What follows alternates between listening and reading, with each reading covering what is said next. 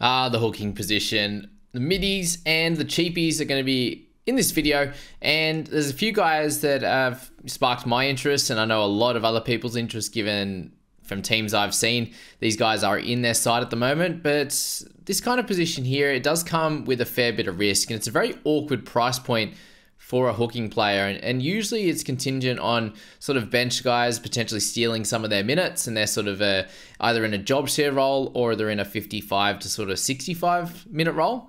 And you know, many of these guys potentially have a lot of value if the hooker, or the other hooker in their club, goes down injured. Could be the guy that is, you know, stealing that 15 to 25 minutes, or it could be the main hooker in that side. So that's something that we are going to cover in this video. That's, you know, if potentially those guys go down, then these guys become an either even better option, or they go from us not even thinking about them to them being straight in our side. So most of these options anyway are going to be very, very risky, even once we do know majority of the information coming into round one.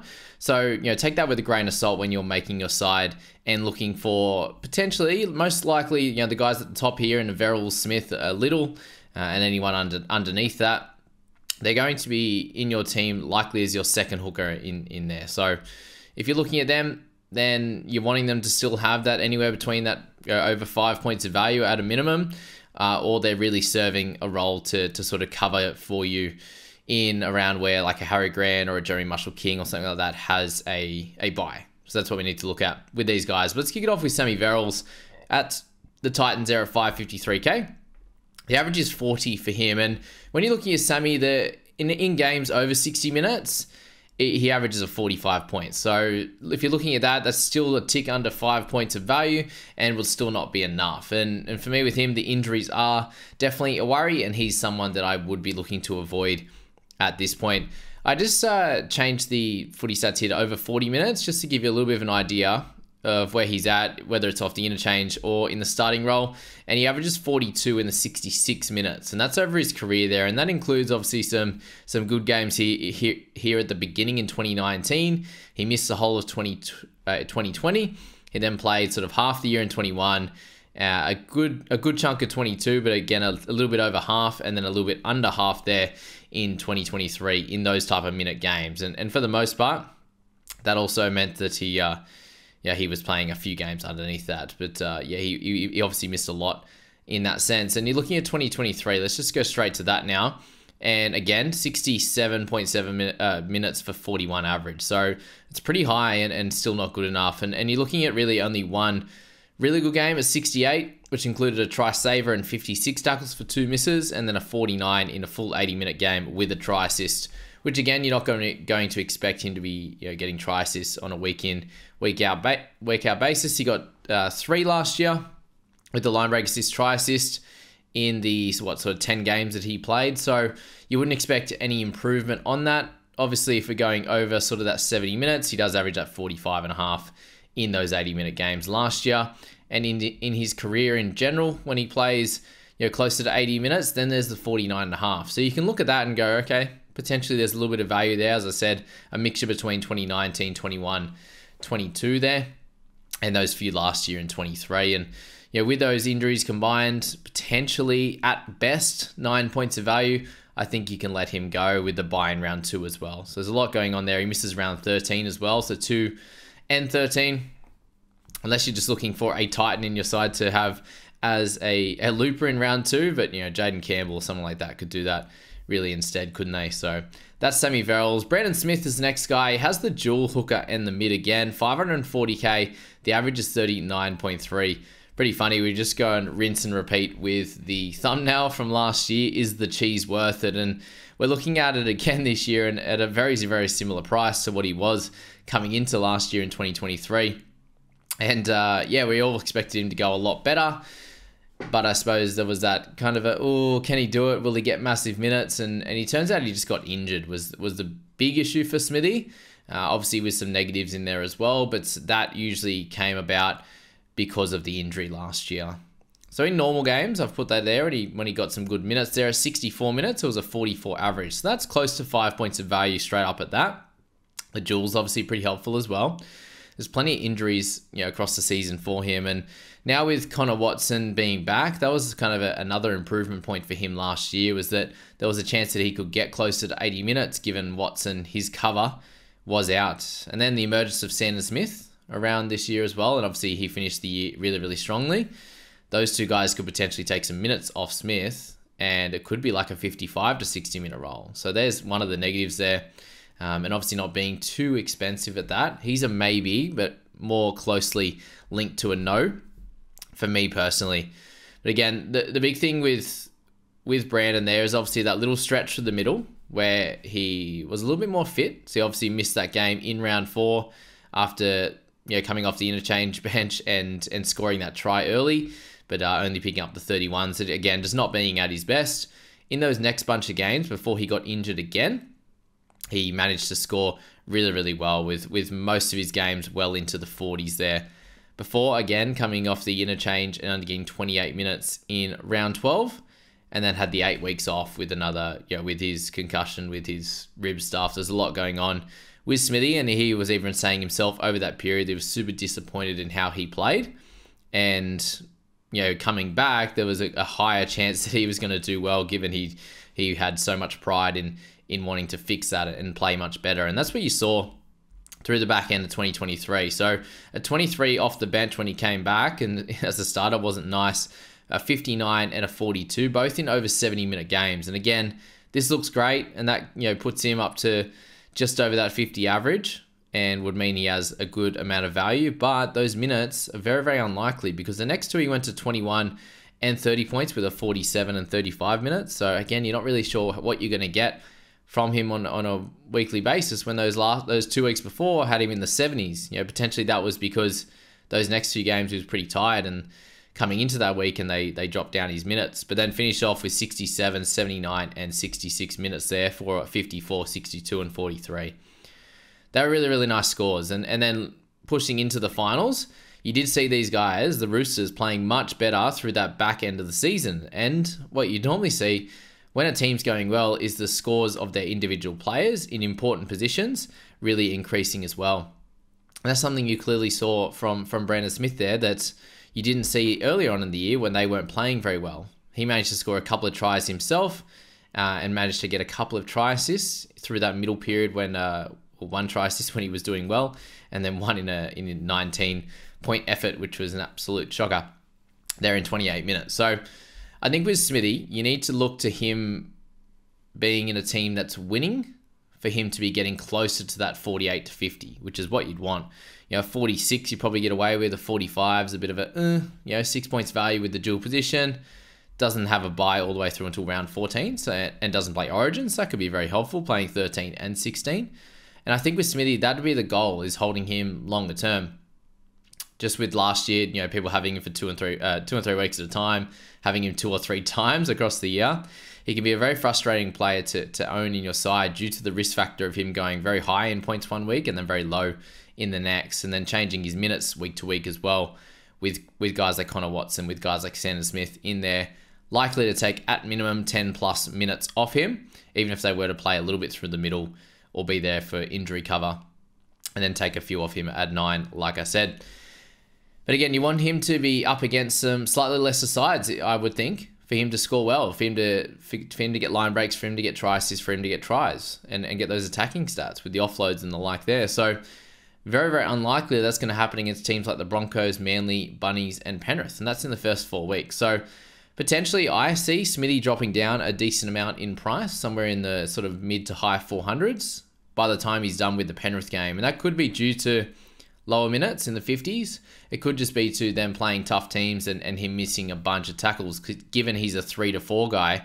As you can see there, last year in 2023, his missed tackles sat at the 3.3 mark, making 30. Let's go to a year where he was a little bit more fit and firing. So yeah, 23 tackles, including that 2-minute game for 2.1 missed tackles. So it's a little bit higher for him, obviously, with the minutes slight increase, 40, up 8 minutes there. So a decent increase of 1.2 missed tackles per game, and obviously upping his tackles as well. I just can't see that going down too much. And against tough teams at the beginning, he's someone that I think I can definitely let go. I understand why you might want to go for a Grant and Smith, a Robson and Smith, something like that. But again, if you're going for Robson, do you need someone like Brandon Smith as cover? I just don't think so. If Robson gets injured, you can just trade him straight out for a Jeremy Marshall-King, for a you could go up to a Grant, you can go to a Cook, you can go those types of plays, in my opinion. So that's Brandon Smith, and I think that's sort of the bulk of the video. This one is just seeing if he was the purchase, because a lot of people have him in their side at the moment. The next guy, and probably the second most important player in this list, is going to be Jacob Liddle. At 536k with the Dragons there. They've had a lot going on, obviously. With Volkman out now, I did write this information just before, but it still stands strong, and it's all going to be based on minutes. And the helpful factor here is that with Volkman gone now, they have signed Marshke, I believe, for halves cover. So it's really just going to depend what they're going to do with Kyle Flanagan. Is he going to be a starting 6? Are they going to have him in the starting 6 and not have any cover in the hooking position or in the half position? And if that's the case, then Liddle could be a really, really important buy in our sides as that mid-range guy. You could have him as a starter. You can do what you like with him. If they were to have Marshke, a Paul Turner, these types of guys on the bench, you could very easily see Flanagan move into sort of a hooking role for 20 minutes. That would probably mean Flanagan's really, really important as a buy, given he could get 60, 50 odd minutes in the halves and then get 20 or 25 minutes in the hooking position. And then we'd just buy Flanagan, and we'd probably look to avoid Liddle. He's going to be one of those guys we need to find out more information on for sure. Let's go into his stats now. So 39 in 53 minutes is what he got last year.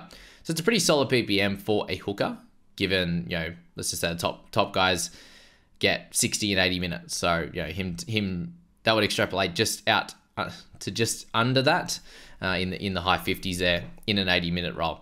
43 in 58 minutes as a starter is what he gets. That's 4 points of value, so it's a bit It's not really ideal, and we need 65 to 70 minutes from him. So we do need to watch this space and find out. And now let's have a look at the games where he does score, when he does get over that 60 minutes. So Jacob Liddle there, over 60 minutes. Across his career as well, we'll have a look at the whole thing and then just take it back to last year. So across his career, he's a 51 guy in 70 minutes. That's not even with 80, which is pretty cool. So let's just take that to last year, which was a 52 in 73 minutes. So if we could get anywhere near that, that would be great. So let's just take it over 50 minutes now, because that's likely the kind of range he's going to be.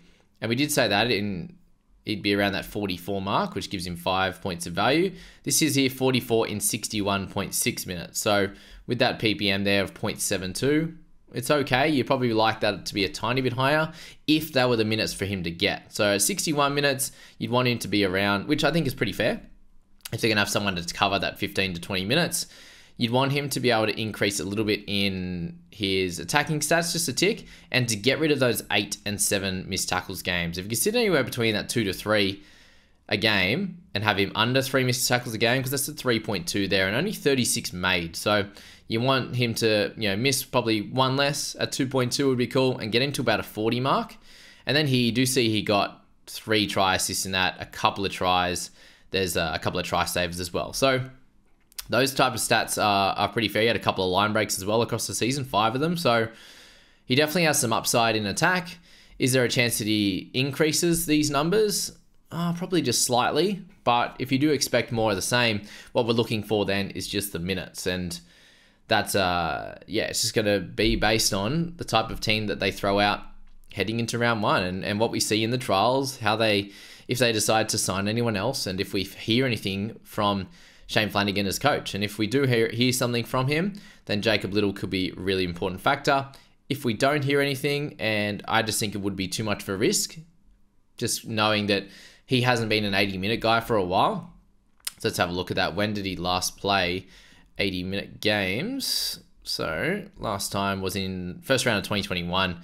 All those games in the Tigers where he was really, really dominant. So that's a couple of, will be almost 3 years it will be by the time he gets to round 1 since he's played an 80-minute game.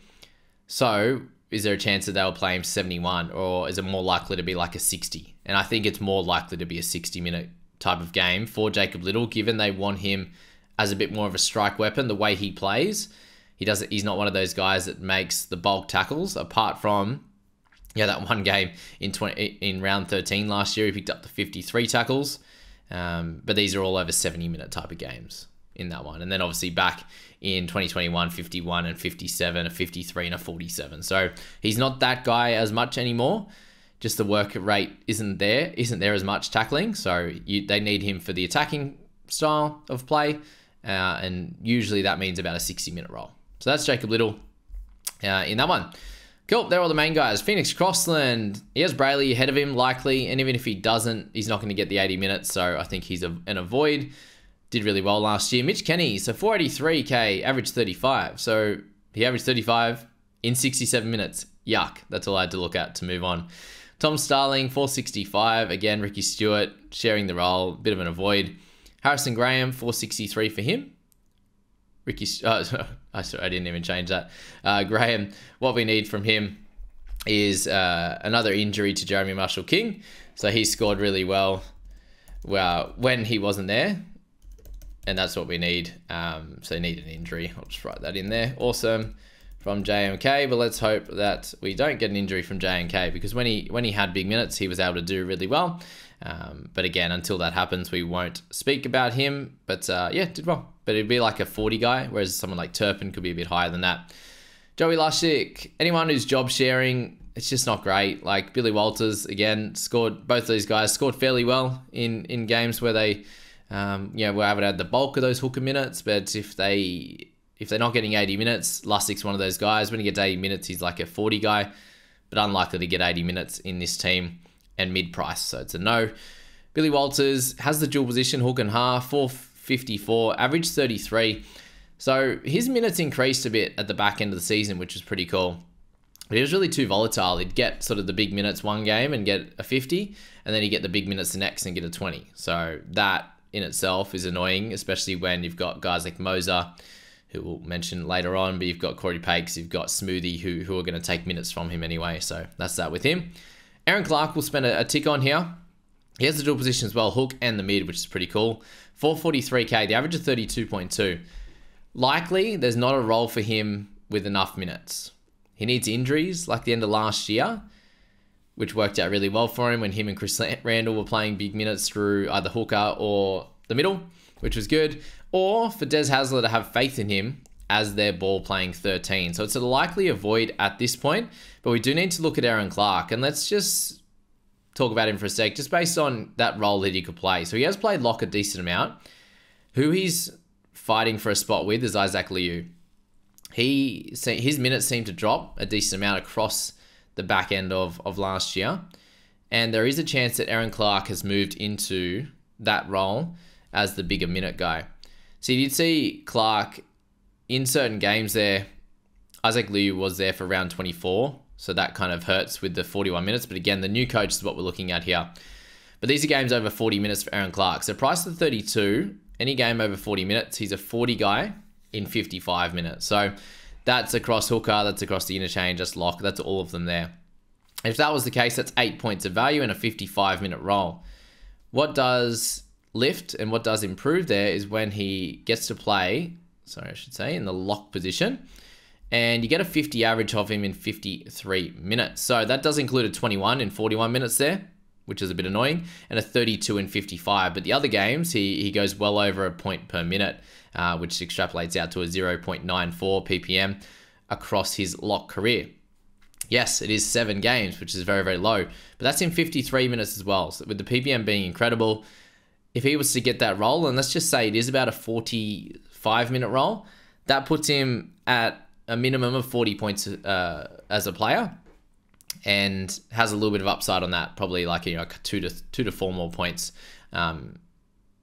given he has a really nice ppm of 0.94. And if he was to keep that, that'd be a tick over a 42, 43 average there, which would be cool. But again, we're waiting to see what happens with this team. We know that they have guys like Keenan Palacia, who's going to come in and potentially take some minutes in the middle as well. So likely they need more minutes, to share around. They've got Beau Fermor, who's coming back as well, and he's likely to be on an edge there. And so like before, they were having a sort of a mid-tier lower level guy on that edge, kind of saving things, whether it was McIntyre, whether it was, I can't remember who it was last year. But having both of them all back, that pushes another more of their decent players into that bench role. So even if he was to get the start, could it be like a 30 to 40 minute guy? I'm not sure. It's a tough one, but let's wait and see on Aaron Clark basically there. All right. Moving along from there, Zach Wolford, he's job sharing as well, so that's a no. Terps, the Tacklebot Terps, what a man. Just wanted to shout him out. He needs a big minute role. There's question marks over if he can get near that big minute role. And he would need an injury, obviously. So it's pending Reid Marnie going down with an injury there. So at 411k, check out that. But we saw what he is able to do when he gets big minutes there. So let's go over the 50 minutes for Mr. Terps. And he's a 45 guy in 70 minutes. So we're waiting for an injury. If that was to pop up, then that's great news there for us. Brendan Hands, we spoke about Lussick. He's the other job sharing guy, but if he managed to get good minutes, then that would be awesome. So yeah, keep him on your radars if there was to be an injury to Joey Lussick. Silva Havili, 392k, 28.5 is the average for him. He's the dual position guy as well. So we're looking for sort of 40 plus minutes here for some relevance with Silva. I just don't see it happening, given they've got Tallis Duncan coming in as well. Harm Saleh is gone, but I just think that you got Jai Arrow that's likely to just be playing through the middle from now as well. So there's some more middle minutes there, unless he was to spell Damien Cook a little bit at hooker and then play 20 to 25 minutes in the middle. I just can't see it. But again, if we find out a role from him, then under 400k is not so bad, but you do need a 35 plus, and you know, that's a 40 plus minute role for Silva. So not sure at this point. Mr. Jakey Granville, he has the dual position too. 356k, the cash cow of last year, screaming into relevance, but surely Cotter and Lolo get more minutes, and you know, he was kind of playing big minutes when they had injuries. Freddie Lussick hiding behind Wade Egan at the moment, so he's too far back. Pete Mamazelles, sorry. Cook watch for him, so he's an avoid until Cook goes down. Let's hope he doesn't, but yeah. Corey Bakes, job sharing, no, doesn't even make the side. Chen Kum Tong at 325, so that's painful.